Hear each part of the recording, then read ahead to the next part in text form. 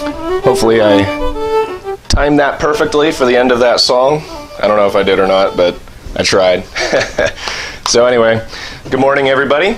I have a little bit of a frog in my throat this morning, so hopefully that won't be too distracting. Looks like everything's working properly.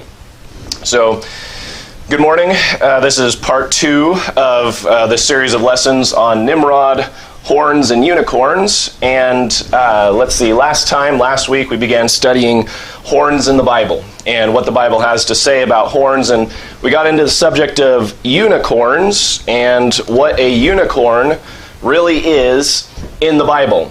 And we saw that the term unicorn shows up 9 different times in the Bible, and it is described as a literal animal that somebody is familiar with, somebody's seeing. Moses, David, and Job all wrote of the unicorn, and they wrote of it as though it wasn't some fictitious spiritual realm specter horse. They wrote of it as some kind of animal that they were familiar with.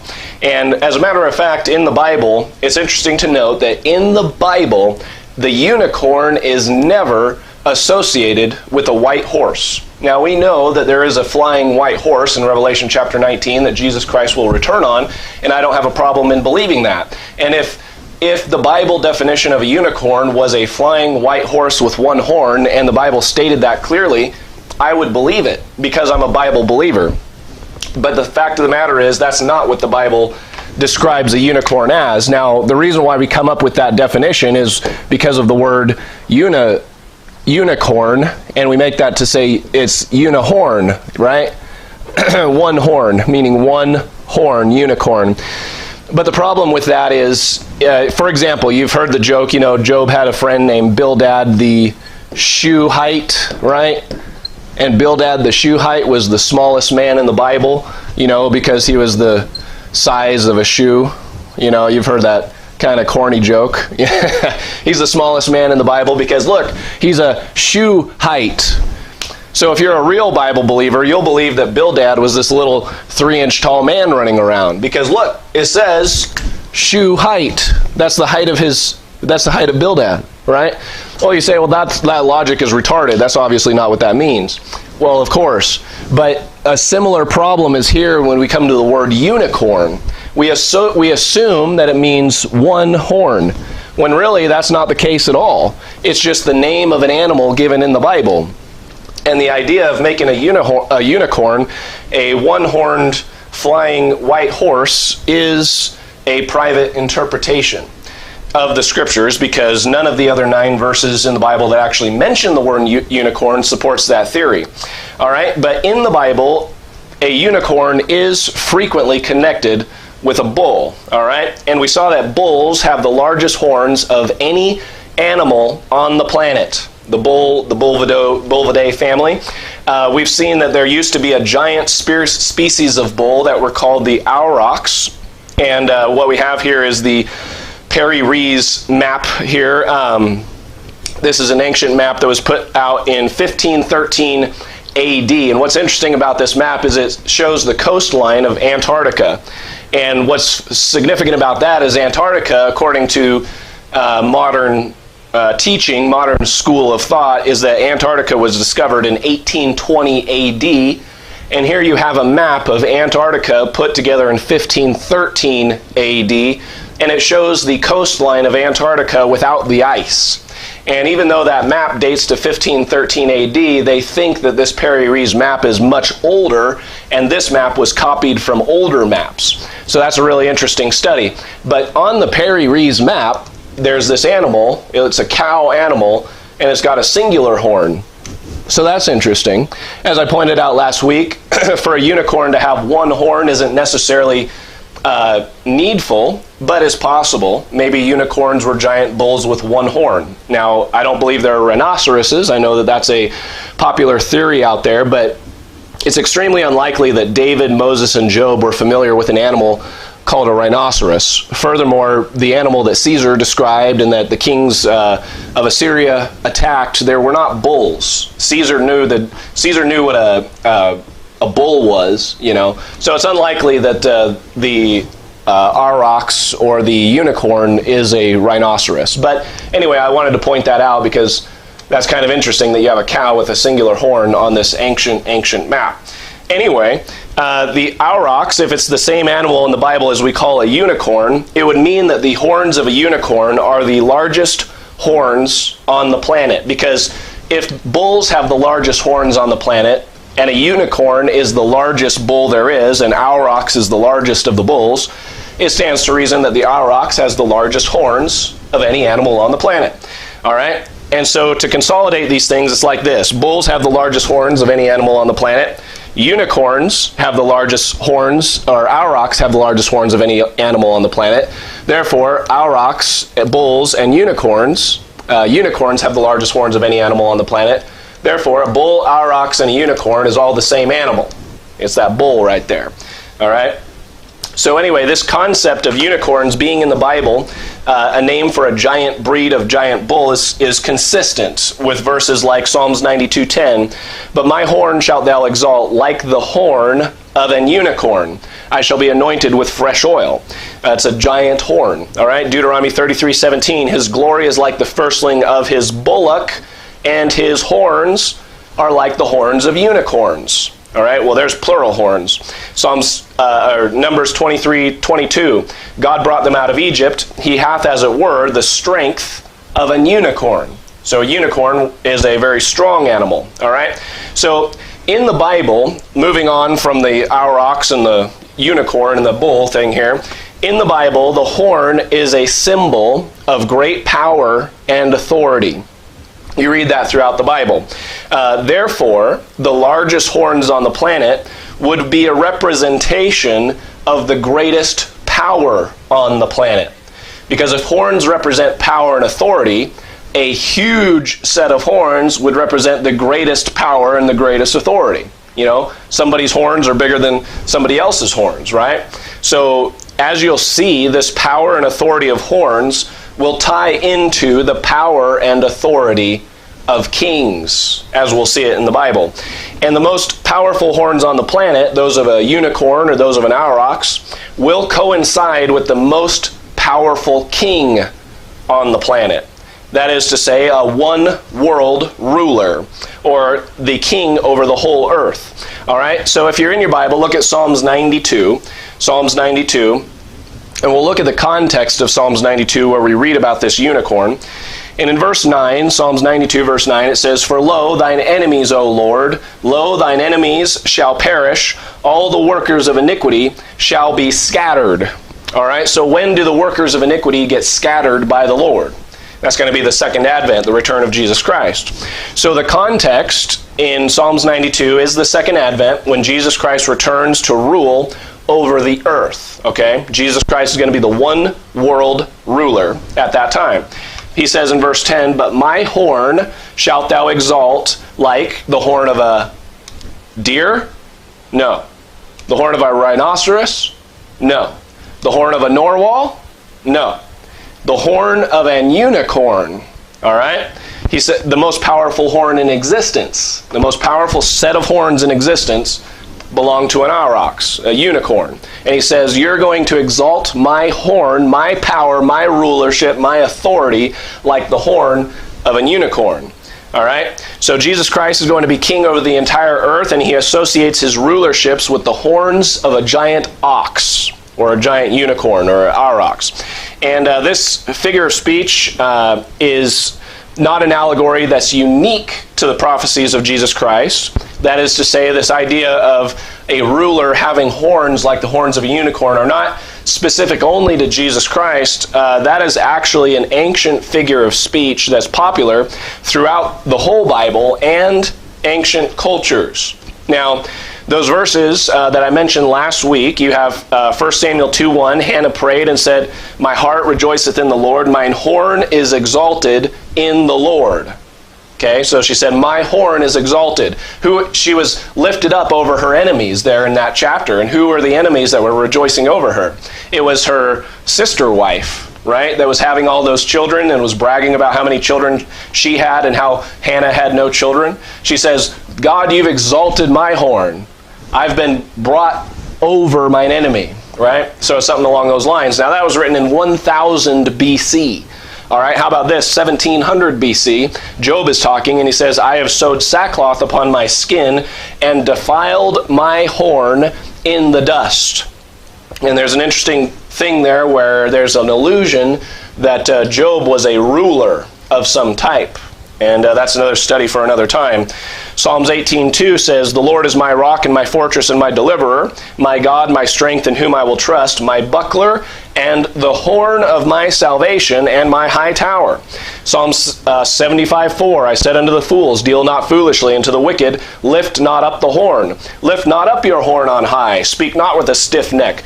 All the horns of the wicked also will I, the Lord, cut off, but the horns of the righteous shall be exalted. All right, so he talks about the horn of David to bud. In Jeremiah 48:25, here's a good one. It says, the horn of Moab is cut off, and his arm is broken, saith the Lord. All right, so that was written around 600 BC, and God is speaking allegorically of Moab there. And the horn, he says, the horn is cut off. Now the horn is likened to the king, because the horn is, the head, the king, the head where the horns are.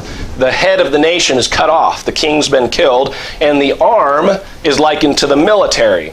Hence, army, right? We get that word army. It has to do with armed warfare, your arm. Well, that's the same type of word we use today. You need to arm yourselves with firearms, and that's weapons of war. That same metaphor is used in the Bible, where it talks about the arm is broken. When God uses a symbology and breaks the arm in the Bible, in allegory, he's talking about destroying the army of an opposing nation. All right, so in Daniel chapter 8, Daniel prophesies of it. Well, there is a literal aspect with the Antichrist where his arm is wounded, but that's a literal person's literal arm. Okay, so you want to keep that in mind. You don't want to allegorize everything in the Bible, but where the Bible is clearly referring to an allegory, it's okay to interpret it that way, obviously. All right, in Daniel chapter 8, Daniel prophesies of a goat that represents the kingdom of Greece. You remember that in Daniel chapter 8? And the goat has one horn, and that one horn is broken, and 4 other horns come up out of that one horn. You remember that prophecy. The first notable horn, as the Bible says. Hope you don't mind. I'm going to take a sip of coffee here to help my voice. The notable horn, as it says there in Daniel chapter 8, was likened to or represented Alexander the Great. And the next 4 notable ones that the Bible talks about were the 4 generals that took over after Alexander's death. Cassander, Lysimachus, Seleucus, and Ptolemy. And they ruled the areas of Thrace, Syria, Egypt, and Macedonia. All right? So again, you see that horns in the Bible are indicative of kings or rulers and has to do with great power and great authority. Okay, so I'm not just making this up. I'm not just coming up with this off the top of my head. This is a consistent picture or type or allegory or metaphor, whatever you want to call it. It shows up throughout the whole Bible. Revelation 17, by the way, talks about the dragon, which is Satan, and he has 7 heads and 10 horns, and those 10 horns are interpreted as 10 what? 10 kings. Horns, kings. Horns, kings. Horns, kings. Horns are indicative of kings in the Bible. So the idea that horns represent power, authority, and rule is consistent throughout history and extends from the past to the present to the future. Now let me ask you a question. Why is the imagery of a horn or horns on a person's head that significant? I mean, why is that something that's persisted throughout history? Where exactly did that idea come from? Was that just an arbitrary idea that somebody saw a gigantic ox and saw their big horns and was like, wow, that thing is the king of the beasts and that guy's got horns, so therefore the king of men must be likened to that thing? Well, maybe, but that doesn't seem like something that would really stick, throughout history. So where did that idea come from? Well, think about this. There are 3 monumental events in mankind's history that practically everything in society can be traced back to one way or the other. Number 1, the Garden of Eden and the fall of man. Number 2, the flood. And number 3, the saga of Nimrod and the Tower of Babel. And practically all cultures throughout history and around the world have stories of these three events or variations of those three events. Those are three things that almost all cultures have. And the reason why that is because you remember that all cultures didn't get separated until the time of the Tower of Babel. So when all the nations of the world were as one, from creation up to the Tower of Babel, undoubtedly they all had the same understanding and the same memories of history, because they were all one. They were all the same stories passed down to their generations. All right, the great tower that was being built by the original United Nations was located in the plain of Shinar in the land of Babel, or where we know as Babylon or Iraq today. At this time, Babel, this time in the time of Genesis chapter 11, which is within a few hundred years after the flood, this area of Babel is the metropolis of humanity. It's the most populated city on earth, more than likely. You might say it was the Shanghai of the world at that time. And Shanghai today evidently is the most populated city on the planet with 24.1 million people. And you might also say, Babel at that time was the New York City of the world, and maybe people in those days had t-shirts that said, I heart Babylon. But look who the king of Babel was. Genesis chapter 10. Genesis chapter 10. And the king of Babel, according to Genesis chapter 10, verse 8, this most populated city on earth where the nations of the world gathered themselves together, so undoubtedly it was going to be the most populated city on the planet. Genesis chapter 10, verse 8, and Cush begat Nimrod. He began to be a mighty one in the earth. He was a mighty hunter before the Lord, wherefore it is said, even as Nimrod, the mighty hunter before the Lord. And the beginning of his kingdom was Babel, and Erech, and Akkad, and Calneh in the land of Shinar. All right, in the land of Shinar.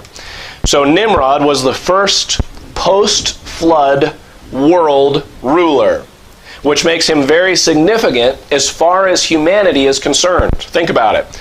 He was a mighty ruler before the peoples and the languages were separated, and so it's no surprise that he is remembered and immortalized in all cultures throughout the world, because they were all gathered together. They had Nimrod as their king, and then when they were scattered, every culture of the world took with them that memory of Nimrod. All right. And when the languages were separated, they took the memory of the great king Nimrod with them. And listen to this, if they worshipped him like a god king, if they worshipped him prior to the separation at Babel, they likely took that worship of Nimrod with them when they went to different areas. So you have this thing of idolatry starting to really set in the world. All right?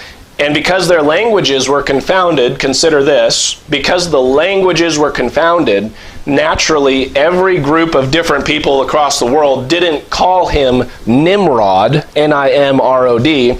They had different names in their different languages, but they're all describing the same guy. Keep that in mind. Now, when Moses sat down to write the book of Genesis, it was around 1400 BC. Nimrod lived around the time of 2400 BC, or maybe 2100 BC. It's debatable how soon after the flood he lived. But by the time Moses sat down to write, consider this, nearly 1,000 years of world history had already passed and transpired. And so it's interesting that God doesn't spend a lot of time commenting on what happened in those days. You only get a few chapters in the Bible. You get up to chapter 12 and God starts recording the history of Abraham, and then you get a lot of history. But from chapter 1 to chapter 11, there's a lot of world history that happened there that God doesn't record a lot of details on. And you say, well, why is that? I don't know. There's a lot of different reasons maybe why that is, but among other things, the Lord wasn't that impressed with Nimrod. But mankind was, and Nimrod was the ultimate man. Nimrod was a man's man. Actually, Nimrod was a man's man. Back in the days of Nimrod, everyone knew who Nimrod was. They didn't need a Bible to tell them about Nimrod because, number one, frankly, there was no Bible back then, number one, back at the time of Nimrod. But number two, anyone could go over to Babel and see Nimrod for themselves. Now, as I go through this information, I'm going to start getting into a lot of historical information now that will hopefully give you a clearer understanding of some of the things you read in the Bible. But as we go through this information, try to put yourself in somebody's shoes who lived back in that time. Be careful that you don't dismiss all of the information I'm about to give you as irrelevant to history and of no importance simply because the Bible doesn't say very much about it. All right? God has a reason, certainly, for not recording the details of everything that went on at that time. But that does not negate the effect that these events had on the entire population of the world at that time. The saga of Nimrod's life had a huge impact on the populations of the world, and archaeological finds and ancient historical documents bear witness to that. So, number one, everybody knew who Nimrod was. And so consequently, if everybody knows who Nimrod was, undoubtedly everybody knew who his wife was, right? Right? Everybody knew what happened to Nimrod, right? Everybody knew what happened to Nimrod, and everybody knew how he died, okay? Because he's a celebrity. You know, it's like these celebrities today. You know, something happens to him and the whole world knows about it. You know, Tiger Woods gets in a car, runs his car into a tree, and the whole world knows about what happened to Tiger Woods. You know, well, it's like that, only times 100 with Nimrod. You know, he was the big deal back in those days. Everyone was familiar also with the conspiracy that followed, although most people didn't realize it was a conspiracy and believed the conspiracy and thought the lies were true, as I'll explain in just a minute. And as I mentioned, the Bible doesn't record these things. I get that. But I can't help but wonder as to maybe why that is. If you've ever read Hislop's Two Babylons, you learn about the history of all this stuff. And there's a lot of history there that's very significant and very important, but you wonder, why didn't God record it in the Bible? And just as an idea, I wonder if it's because maybe if God had recorded these events, it would have been too much of a spoiler for the second advent. Because you read about the history of what happened here, and it's almost exactly the type of history that's going to happen in the future when the Lord returns and kills the Antichrist. And the Bible doesn't record these events, but history does. Okay, so we have an issue with the historical records, though, granted. And truthfully, the problem that we have with the historical records is exactly what we would expect when you have different people in different languages and different cultures writing about the same event. The problem with the historical records is that everyone has a slightly different version of what happened at that time. Everyone has slightly different names for the people that were involved at that time. Everyone has a slightly different theory as to who the good guy was and who the bad guy was, and everyone has every culture wants to trace their own lineage to Nimrod, because Nimrod was the king of the earth. And tracing your nation or your country or your race of people back to Nimrod would prove that your culture should be heir to the throne of world domination. Right? So everybody wanted to trace themselves back to Nimrod, and so consequently all these mythologies say, oh, you know, he was the progenitor of our race, right? And so, in other words, everyone's version is a little bit self-serving. Whether it's China, whether it's Greece, whether it's Rome, whether it's Babylon, whether it's, you know, the Akkadians, whether it's the Assyrians, you know, whether it's the Egyptians, everybody's version of what happened at this time is somewhat self-serving. So it's hard to tell which account tells the thing 100% accurately, or even if any of them do. But what we generally have to do then is this. We have to take all of the evidence that we have, all of the mythologies and all the stories. We have to see what parts are the most consistent, and then try to recreate the events as best as we can from the evidence. Now, that doesn't give us a perfect account. We would have a perfect account if the Bible recorded all those events, but God didn't. So we don't have a perfect account, but there is enough evidence to give us a pretty good idea of what happened. Now, don't tune me out yet. Don't think, oh, this is just history, it's speculative, it's just your opinion. Don't tune me out yet, because what I'm about to show you relates to your life every single year for the last however many years you've lived. This story has to do with your life, and I'll explain why, and something you do every December. And I do too, frankly, transparency, but we'll get to that. All right, so the condensed version of what happened in history, in ancient history, is this. Number one, Nimrod was a Cushite. We know that from the Bible. And Cush begat Nimrod. He began to be a mighty one in the earth. Now, Cush is connected with the Ethiopians, linguistically and historically. Cush's father was Ham, according to the Bible. You remember Noah, Shem, Ham, and Japheth? Cush's father was Ham. And so you might say Nimrod's grandfather was Ham.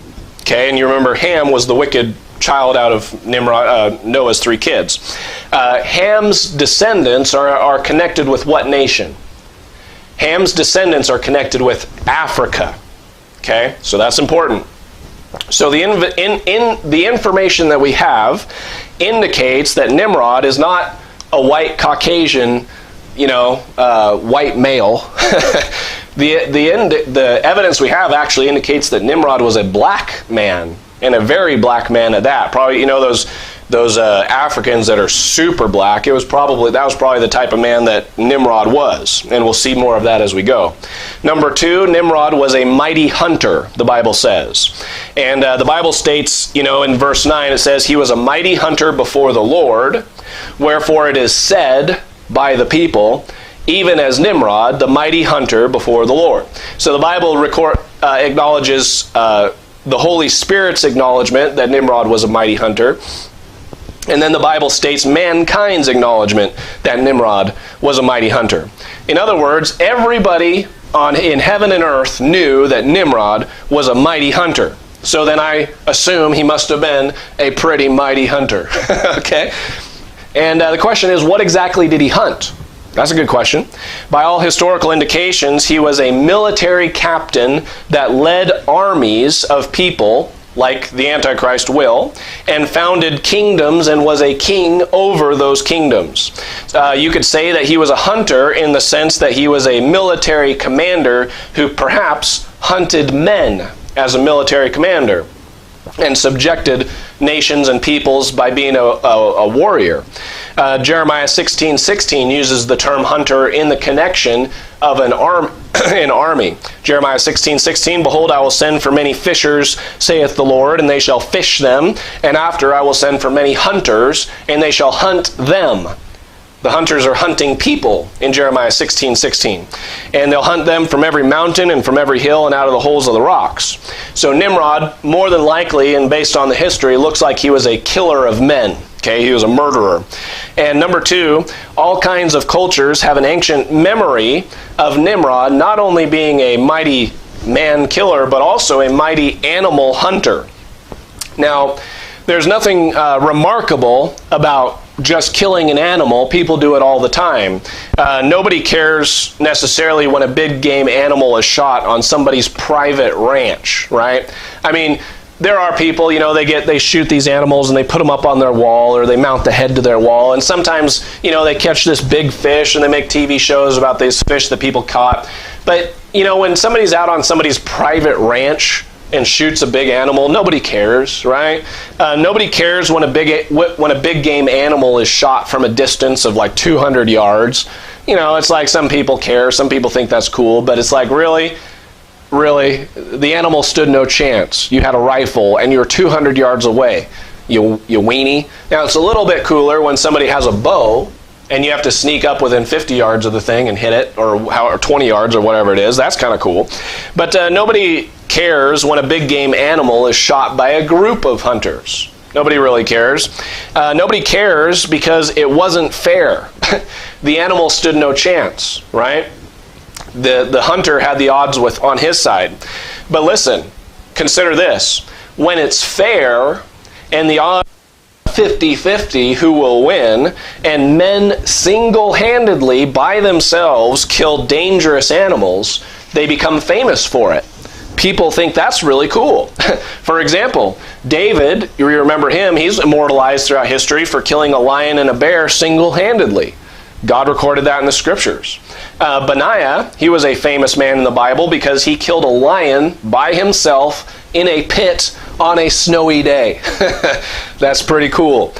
Jim Corbett, he's famous among hunters for his kills of big man-eating tigers in India. And John Henry Patterson is famous for killing the man-eating lions of Tsavo, and they made a movie about that, The Ghost in the Darkness. You know, that's pretty cool. But Nimrod is also world famous in antiquity for an animal he killed, and this may be what the Bible's referring to when it says that Nimrod was a mighty hunter. You know, whether he's killed an animal or hunted men or hunted animals, it's a little speculative, but it could be both. History records that Nimrod was famous for his killing of a lion and two animals, just like David did.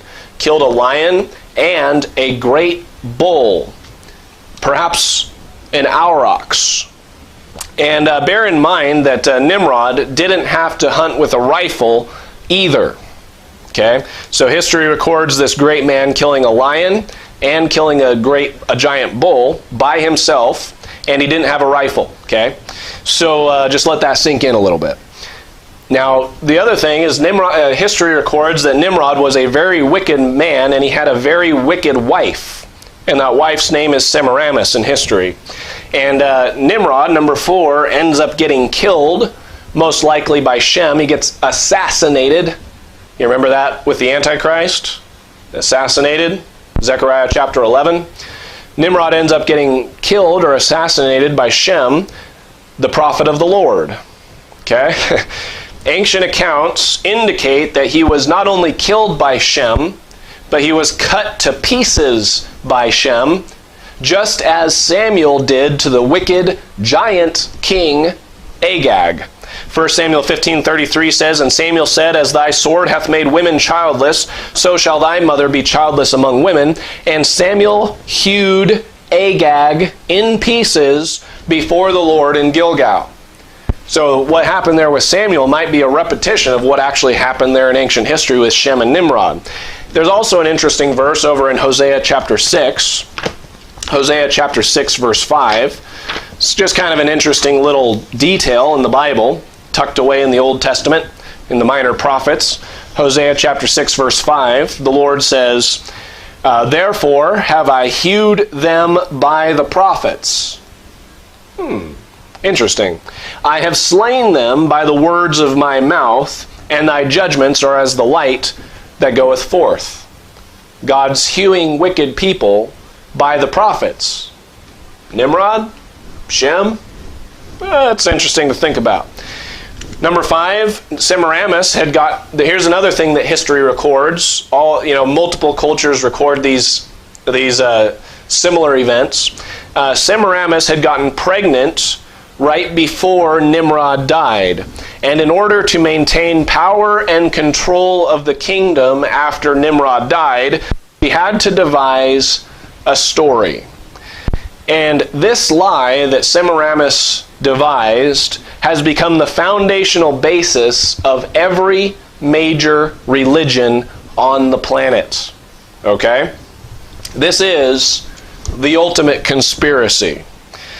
The story goes something like this, at least as far as history records it. Not how the Bible records it, but how history records it. It goes something like this. Poor, righteous Semiramis, this good, godly woman, she was widowed by the awful, evil, devilish Shem, the prophet of the Lord, who, this evil prophet, he ruthlessly murdered her innocent husband Nimrod by hacking him to pieces. He must have been a racist or a white supremacist or something. Semiramis then took the dismembered parts of her husband and sort of put them back together, because Nimrod, had mighty spiritual powers, even though he was dead. Okay, so Semiramis gets all these hacked up pieces of Nimrod and tries to put him back together, but because Nimrod was a mighty spiritual god, right? They regarded him as like a god king, a giant possibly, a titan. Even though he was dead, she was able to get pregnant by his spirit or his dismembered body. You say that's kind of macabre? That's how the story goes. There's something weird about that. Now, obviously, did not happen. Obviously, that was a lie. She was obviously had to have already been pregnant before he got killed. Okay, maybe she had conceived just a week or two before Nimrod was killed and she wasn't showing or anything like that. But obviously, she didn't get pregnant by his dead body, okay? But in the eyes of the masses, the eyes of the people, they believed her lie, and they believed that her she was impregnated by a spirit apart from any physical intercourse, okay? So what does that mean? Well, that amounts to a virgin birth.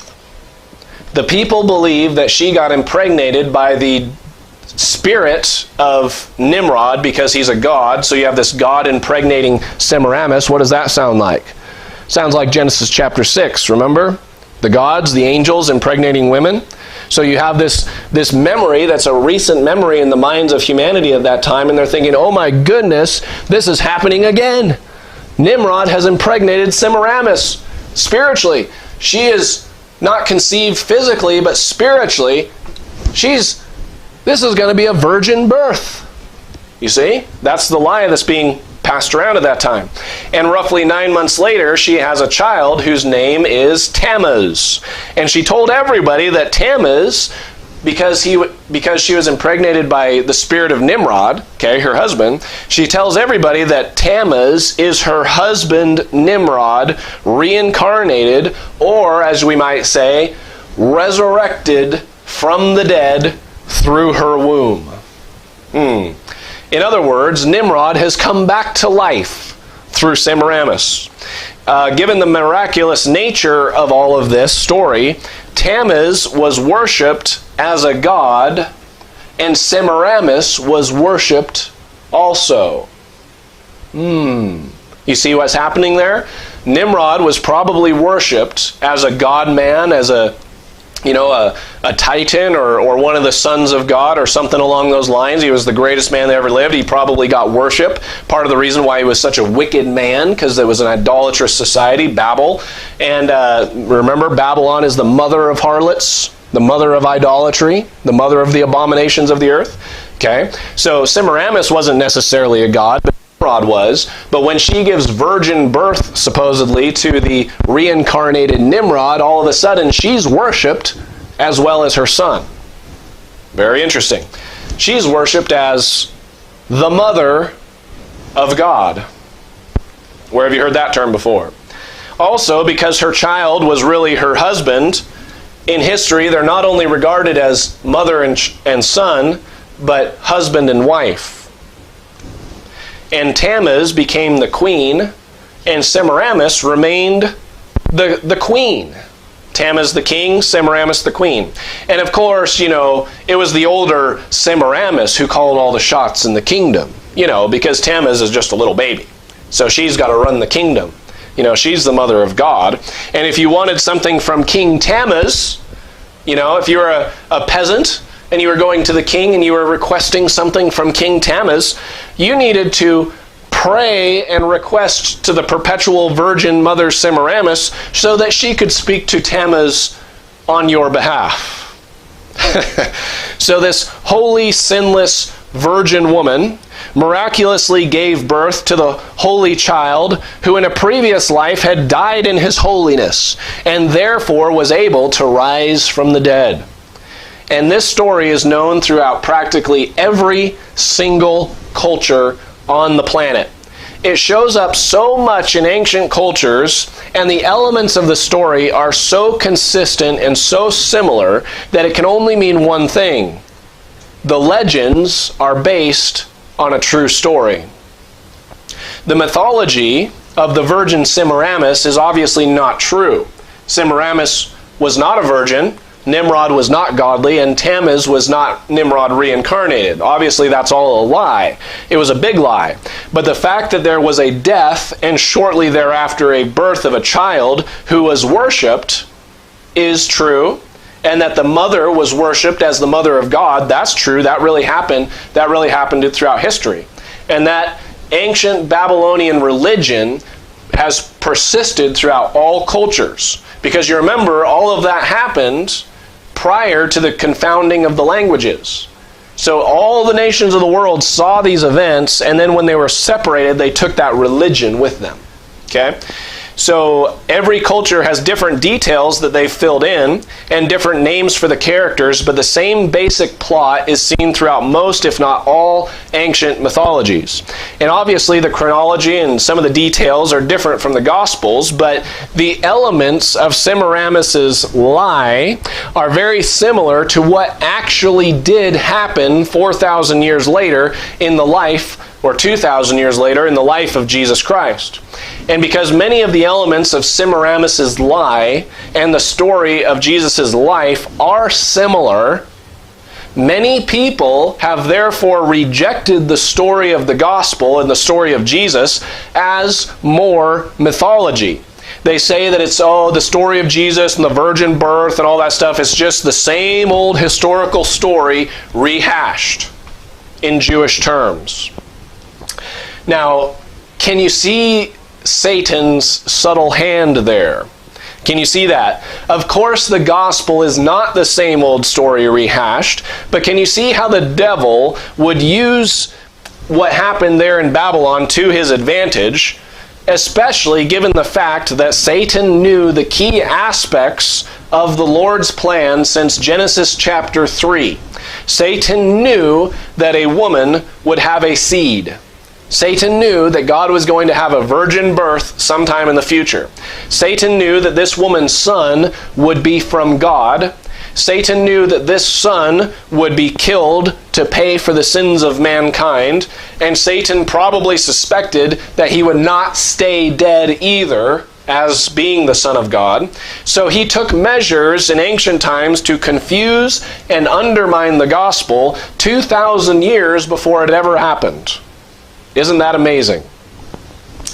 Isn't that amazing? Now let's go back to Nimrod and the horns. The Greek hero Hercules is suspected to be Nimrod, or at least his character is in part based off the life of Nimrod.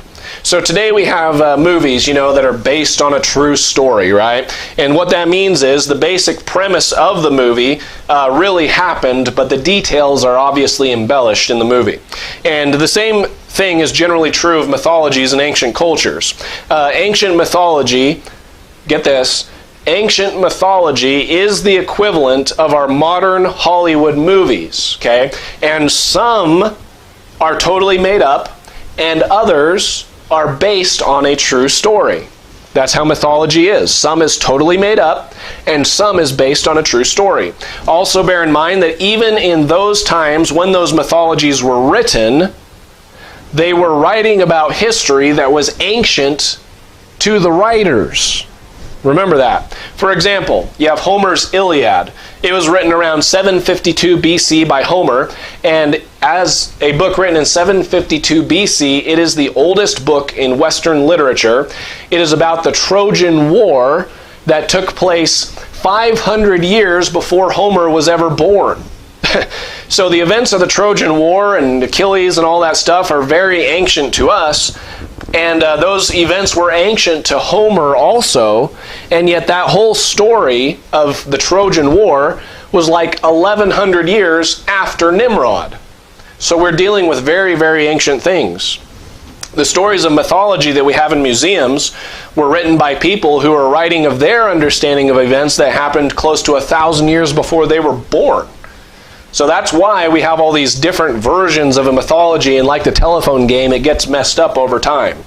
And you can see how events could be embellished and confused and mashed together. And that's why when you read about Roman mythology and Greek mythology and Egyptian mythology and all these Babylonian mythologies, there's these elements that are similar, but there's a lot of details that don't seem to line up, and the chronology is sometimes different. So you got to kind of wade through all that. The story of Hercules at times sounds like the stories of the giants prior to the flood, and at other times it sounds like the exploits of Nimrod after the flood. You say, so which one is it? Well, it's probably a mishmash of everything. Okay? More than likely, the life of Hercules is both, and the stories that were passed down just ended up getting jumbled, embellished, and conflated, or fused together. And that's why all of the details of the life of ancient heroes don't always match every detail about Nimrod, but many things do. maybe Nimrod killed the seven-headed Hydra like Hercules did. Maybe Nimrod did that, but I doubt it. But something like that may have happened with someone before the flood. That might not just be completely fiction. It could have happened before the flood, perhaps. Or, it could just be pure fiction too. Who knows? So let's look at the elements that resemble Nimrod.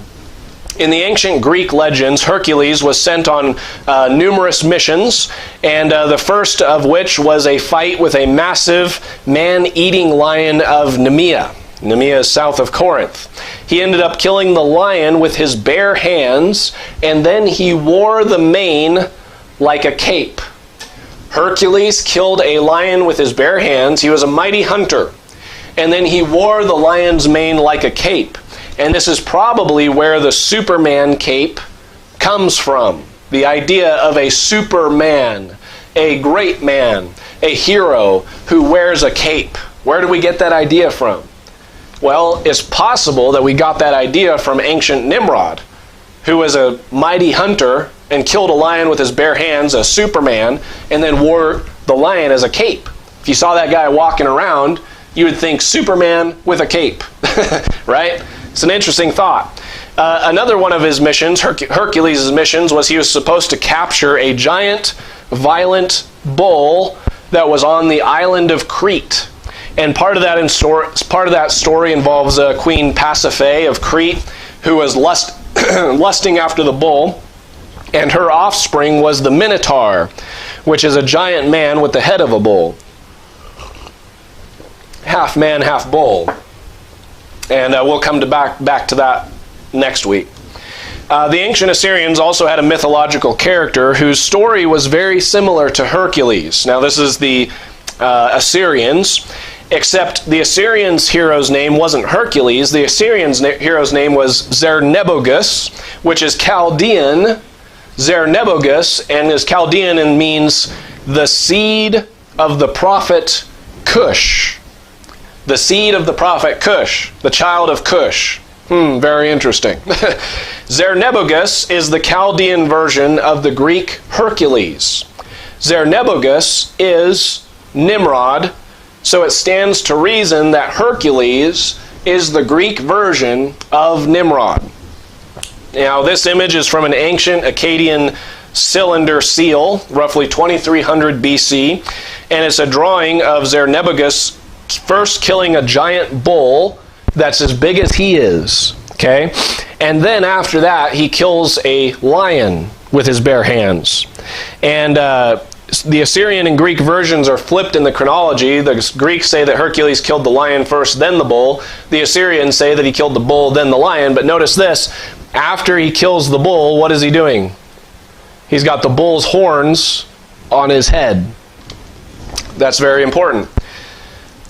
Zernebogus, Nimrod, is wearing the bull's horns. Okay?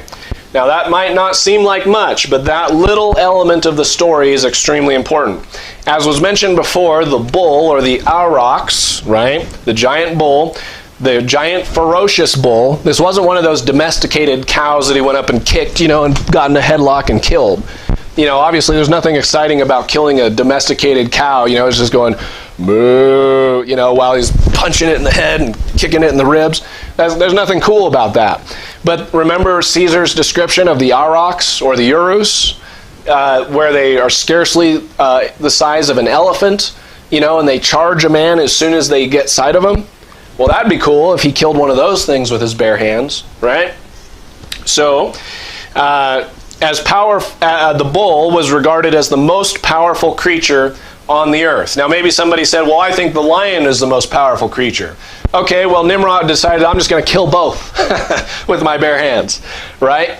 So, killing the bull, possibly, likely, even barehanded, would give Nimrod extreme renown, right? Extreme renown. He took the bull by the horns, you might say. And, I was at a restaurant the other day. I was buying some meat from a friend of mine, Kyle, and he works at a butcher shop, and they had these horns up on the wall. This is where you place your order. My head height is about right here, and they had these horns up on the wall, and I asked the lady, are those horns real? I figured they probably were, but I had to be sure. And she said they were, and the owner of the restaurant had purchased them from an auction. But those are real horns that belong to a bull of some sort. That is a huge bull.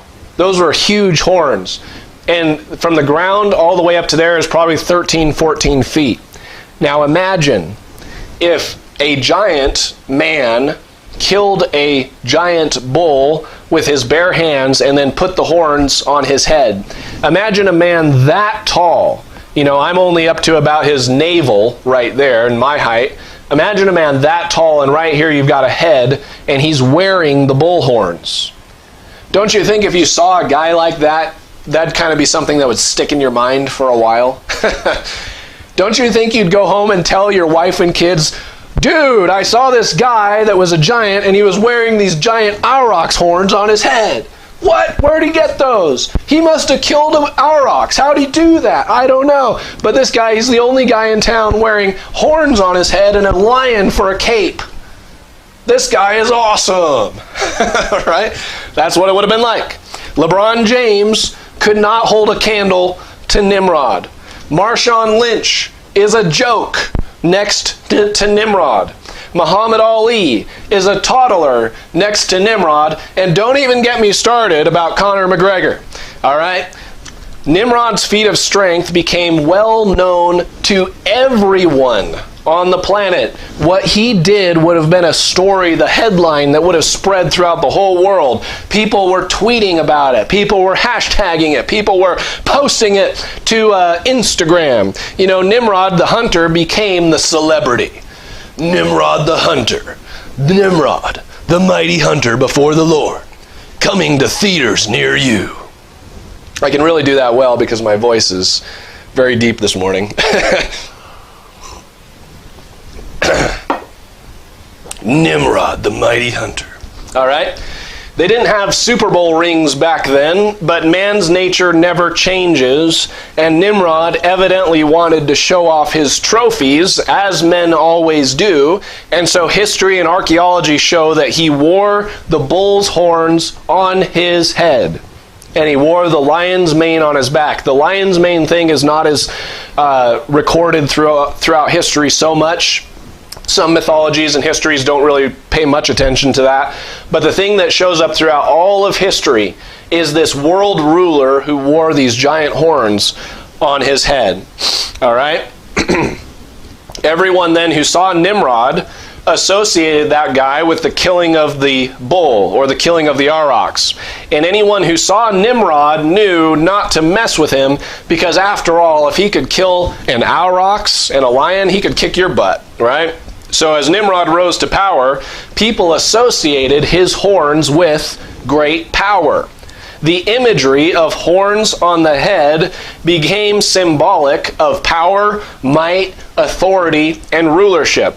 And even though successive royal generations may not themselves have ever personally killed a bull, although remember that it was considered a feat of strength and a thing for kings to do, to go out and kill bulls. Remember Tiglath-Pileser, the king of Assyria, was out hunting bulls. Part of that probably came from this because that's what kings do. You know, you go and kill a bull to show that you're the true king. Where'd they get that idea from, right?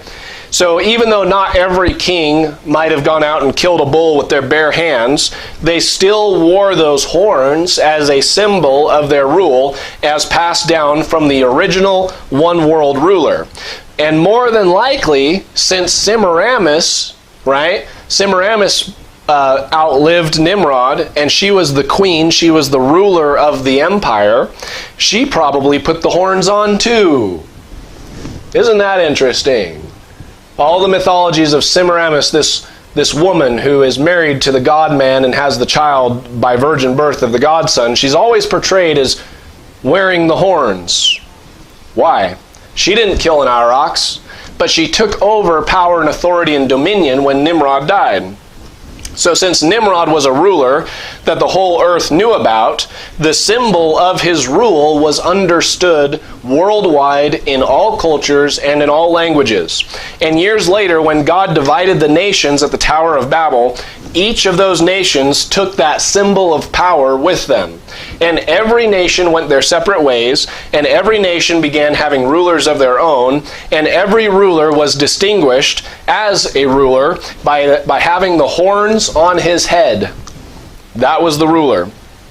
And let's start tracing the paths of these horns throughout history. We're almost done. Hope you can bear with me for a couple more minutes. In ancient Greek mythology, Kronos was known as the first generation of the Titans. The Titans were half men, half God, like the Genesis 6 giants. Kronos is considered the first generation of the Titans. He's the leader of the Titans, and the Titans were half human, half divine. They were the giants. Now, I'm not saying that Nimrod was back before Genesis 6. He wasn't, because the flood wiped out all those giants. But Nimrod could have been a giant after the flood. All right? And there is a lot of evidence that points to Nimrod being a giant, but he wouldn't have been a giant like the pre-flood giants. He wasn't a direct son of a fallen angel. Okay? He'd be a giant like Anak or Og or Goliath. You know, his father wasn't an angel, but somehow he could have carried that gene of gigantism somehow. I don't know. That's another story for another time.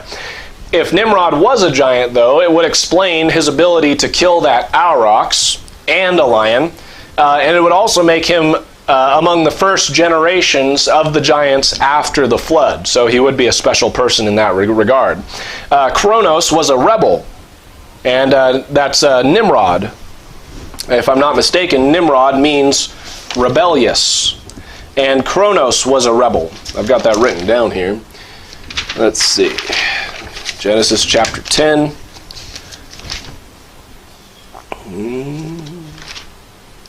Nimrod. Where's that rebel thing? I don't have it here in front of me. I don't have it on my notes. If I'm not mistaken, Nimrod means rebellion. He is the 13th generation from Adam, you know, and that's connected with rebellion. But anyway, that's something else. But anyway, Kronos was a rebel against his father Uranus, who is the king of heaven.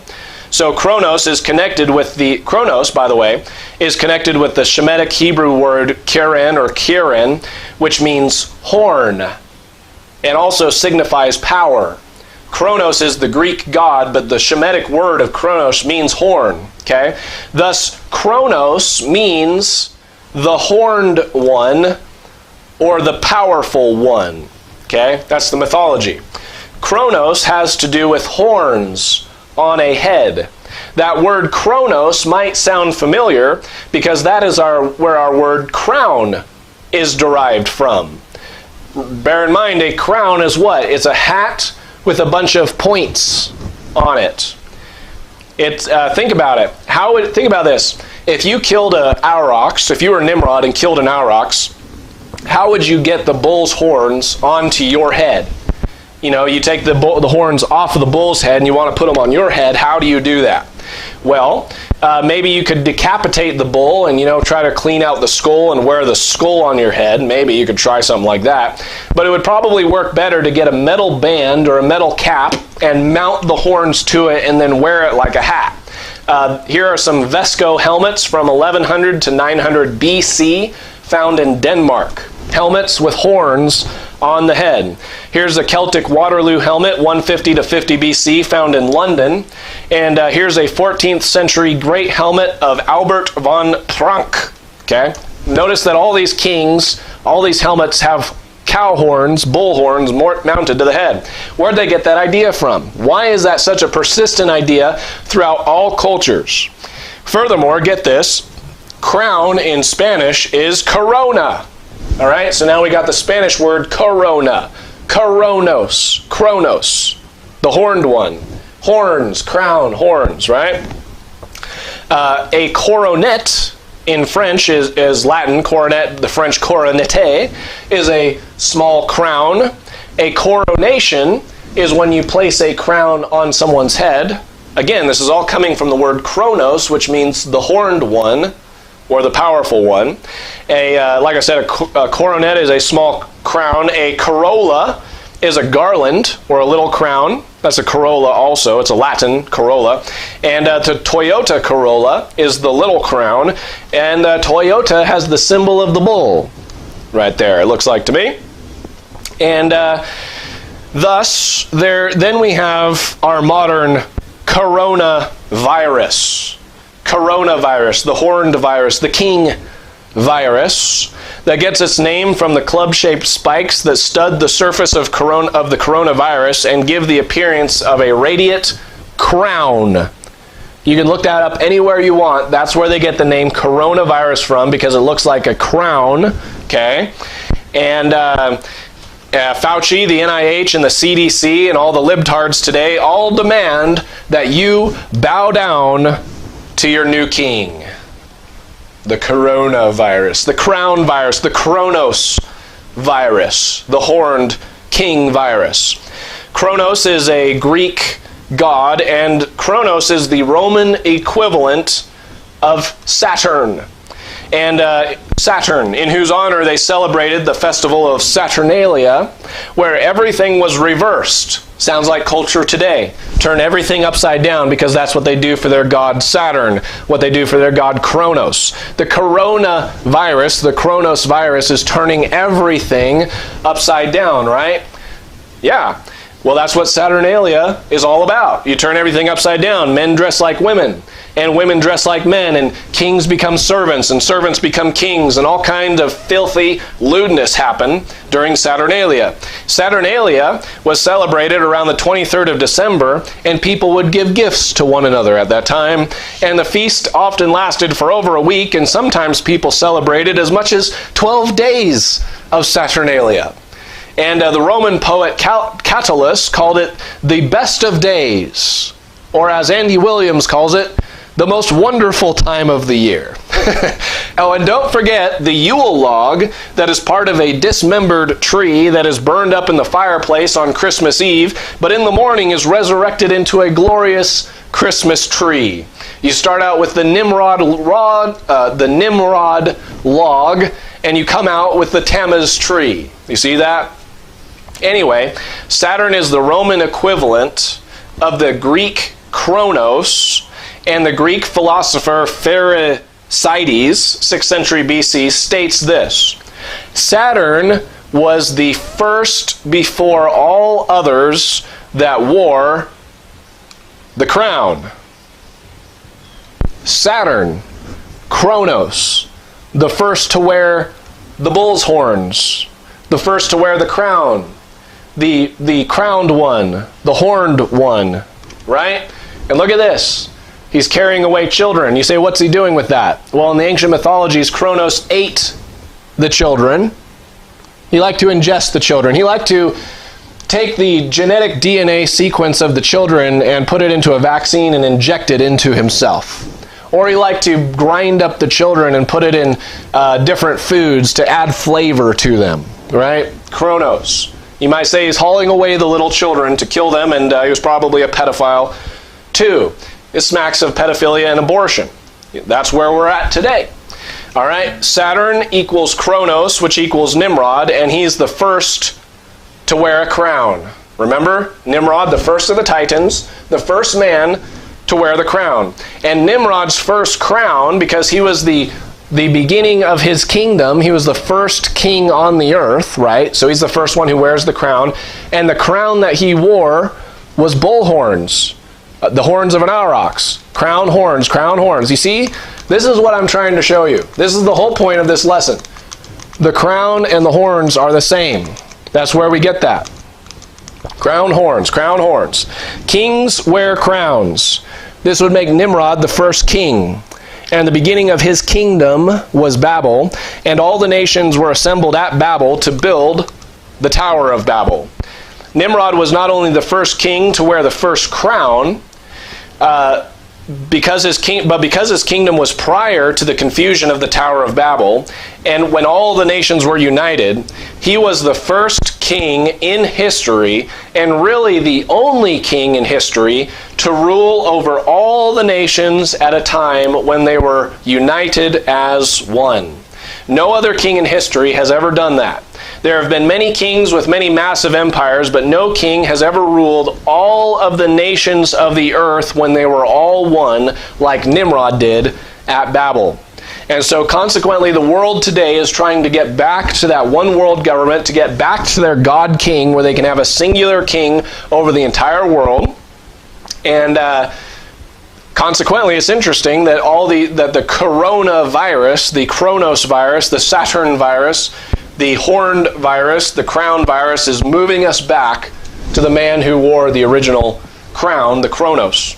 Interesting. If the coronavirus, this would be the corona man, right?